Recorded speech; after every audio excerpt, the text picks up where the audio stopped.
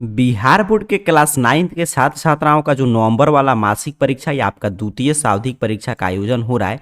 तो अब आपका विज्ञान और सामाजिक विज्ञान का पेपर होगा और हिंदी संस्कृत में आपने देखा कि जो प्रश्न मैं बताया था हूबहू उसी प्रश्न पत्र से एग्जाम हुआ था। तो आइए अभी विज्ञान की चर्चा करते हैं, फिर इसके बाद सामाजिक विज्ञान के पूरे प्रश्न पत्र का हम लोग सॉल्यूशन जानेंगे। तो यहाँ पे देखिए क्लास 9th के द्वितीय सावधिक परीक्षा का या नवंबर वाला मासिक परीक्षा कहिए या आपका सेकेंड टर्मिनल एग्जाम जो चल रहा है, इसमें साइंस का इसी प्रश्न पत्र से एग्जाम होगा। 1 घंटा 30 मिनट हर एक विषय के भांति इसको भी सॉल्व करने के लिए दिया जाएगा और 50 मार्क्स का पेपर है। तो पूरा ऑब्जेक्टिव प्लस सब्जेक्टिव अभी के इस क्लास में हम लोग देखेंगे। यहाँ पे साइंस का विषय कोड देख लीजिए 112 है, ठीक है। चलिए आगे बढ़ते हैं, सीधे चलते हैं प्रश्न पे। यहाँ पे आगे देखिए ऑब्जेक्टिव टाइप प्रश्न है, सेक्शन ए में इंस्ट्रक्शन है कि 30 तक ऑब्जेक्टिव प्रश्न है, 25 का ही आपको जवाब देना है। बट हम लोग पूरे प्रश्न की चर्चा करेंगे और सब्जेक्टिव भी।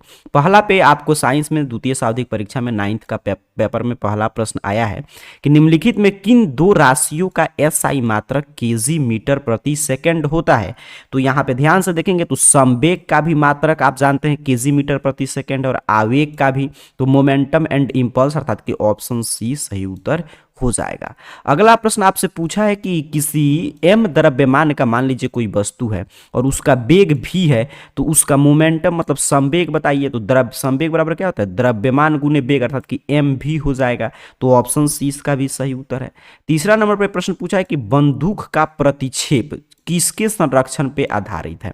मतलब बंदूक की जब गोली वगैरह निकलता है तो पीछे की तरफ आपको धक्का देता है, वहीं प्रतिक्षेप कराए, वो किस सिद्धांत पे है, तो संवेग के सिद्धांत पे है। तो ऑप्शन ए सही उत्तर हो जाएगा, ठीक है। तो ऑप्शन ए याद रखिएगा। चलिए आगे बढ़ते हैं, अगला प्रश्न देखिएगा। कह रहे दाब का एसआई मात्रक क्या है, एसआई यूनिट ऑफ प्रेशर पूछा जा रहा है। तो दाब का एसआई मात्रक आप जानते हैं पास्कल होता है और 1 पास्कल बराबर 1 न्यूटन प्रति मीटर स्क्वायर। तो ऑप्शन सी सही उत्तर हो जाएगा, ठीक है। न्यूटन प्रति मीटर स्क्वायर या न्यूटन मीटर इनवर्स 2 कहिए या इसको पास्कल भी हम लोग कहते हैं।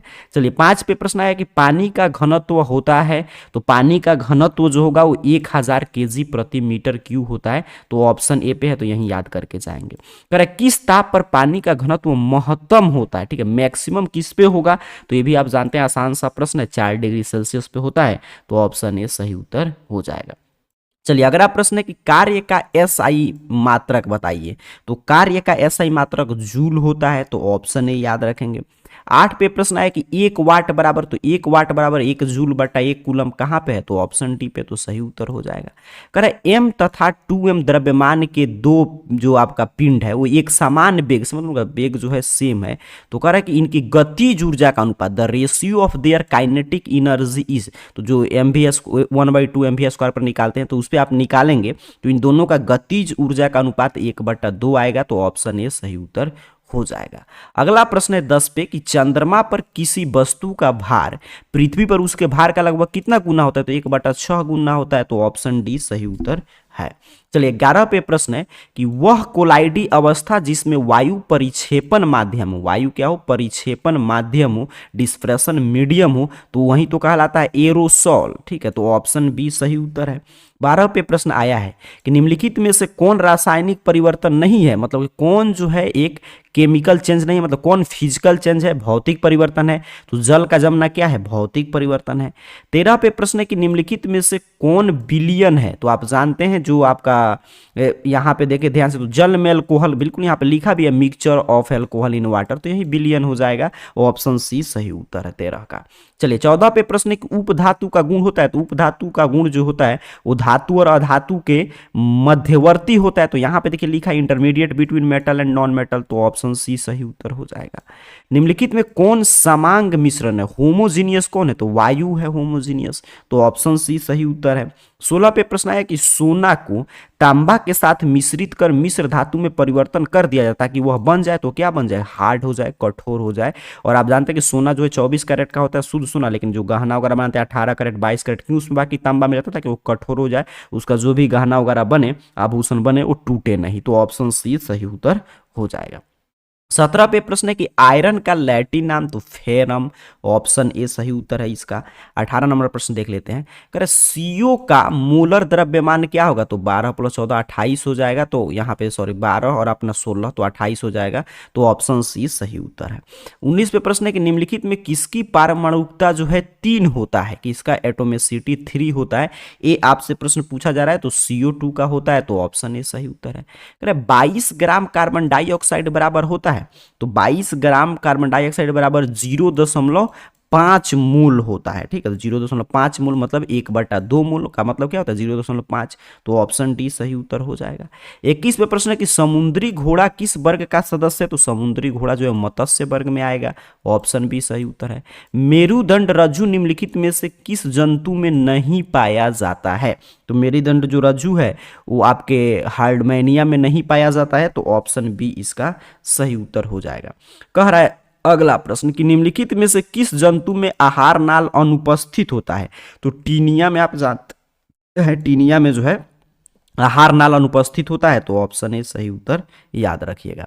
24 पे प्रश्न आपसे पूछा है कि निम्नलिखित में से क्या जीवाणुओं में नहीं पाया जाता है, तो जीवाणुओं में देखिए यहाँ पे केंद्रिका भी नहीं पाया जाता है, केंद्रक भी, केंद्रक झिल्ली भी, तो इसलिए ऑप्शन डी इनमें से कोई नहीं पाया जाता है, तो ऑप्शन डी सही उत्तर हो जाएगा। 25 पे प्रश्न है कि वर्गिकी के जनक किसे कहा जाता है, तो वर्गिकी के जनक जो है वो कैरोलस लिनियस को कहा जाता है, तो ऑप्शन सी सही उत्तर है।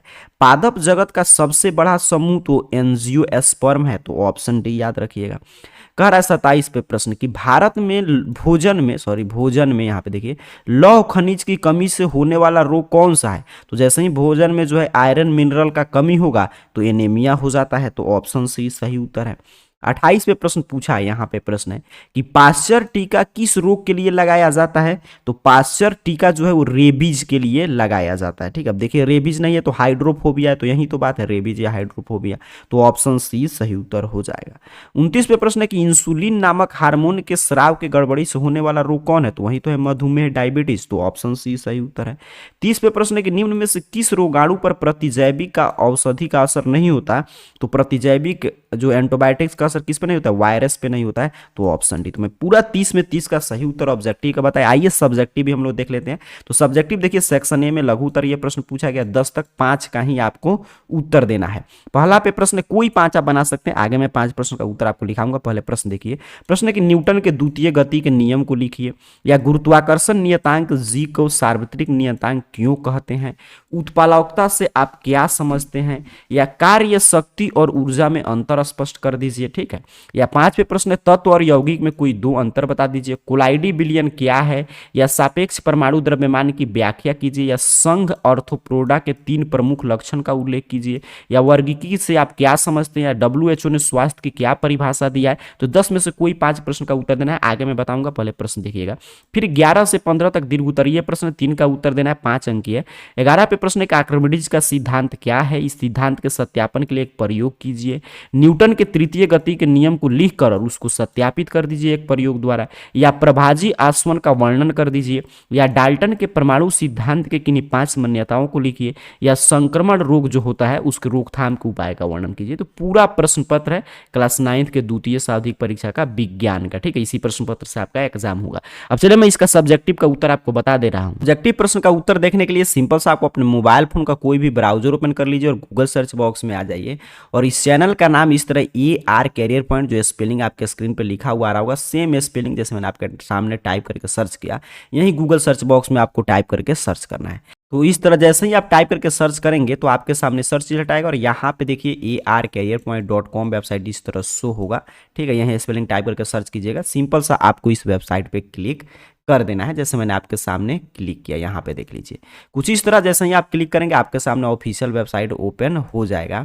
यहाँ पे नीचे की तरफ बढ़िएगा, arcareerpoint.com वेबसाइट पे, यहाँ पे नीचे की तरफ बढ़ते और क्लास 9 देखिएगा कहाँ पे लिखा गया, तो क्लास 9 इस पे कैटेगरी आपको मिल जाएगा। जैसे यहाँ पे देखिए क्लास 9 का है। ठीक है, यहाँ पे देख रहे हैं, यहाँ पे सबसे ऊपर साइंस का है, यहाँ पे देखिए सोशल साइंस का है। तो अभी हम लोग साइंस की चर्चा कर रहे हैं, तो सिंपल सा आपको साइंस वाले पोस्ट पे क्लिक कर देना है, जैसे मैंने आपके सामने क्लिक किया।